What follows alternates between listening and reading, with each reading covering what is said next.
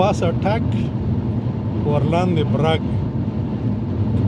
او سر د سنډات سرمنده میخي د خلکو په مخ کې شیخي او چې یوازې شوي نو بیا غوپې وای. عزیزانو خفه کېږئ به نه د مانه، خو موږ هغه بدبخته کام یو په موږ کې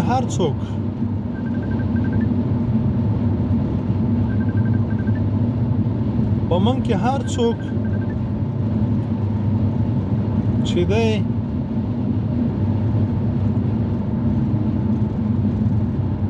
غل پیژني،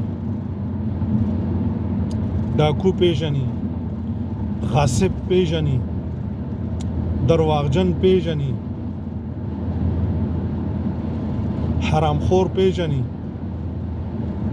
د کور حرامي او د بیدیا حرامي پیژني. خو منګه خوله پټه کړې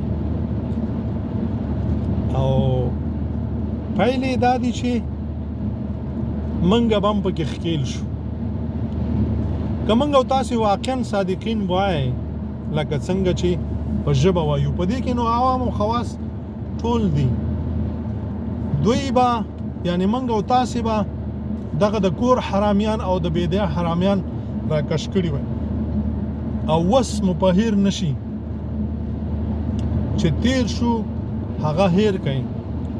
وس باید چې هغوی د ګریوان نه ونیسئ او کشي کوي عدالت ته. یو خو شرعي نظام دی هغوی داسې نه پرېږدي، او بل زمونږ فرض دی باید دا پوره کړو. تاسې باور وکړئ د ذرې ذرې الله پاک چې قرآن کې وایي د ذرې خو او د ذرې بدو پوښتنه به کېږي او اجر او ثواب به ورکول کېږي او سزا به ورکول کېږي. دا نه چې ته حرامخور، غاصب، ډاکو، تورمخی پیژنې او سترګې د ورباندې پټې کړې وي. مونځ د نه قبلېږي، روژه د نه قبلېږي، ذکر د نه قبلېږي، دغه الله الله چې کوي دا د نه قبلېږي، ځکه چې ایمان د ناقص دی. په تا کې دومره ایمان نشته چې ته د کور غل راونیسې پردي ته وایې.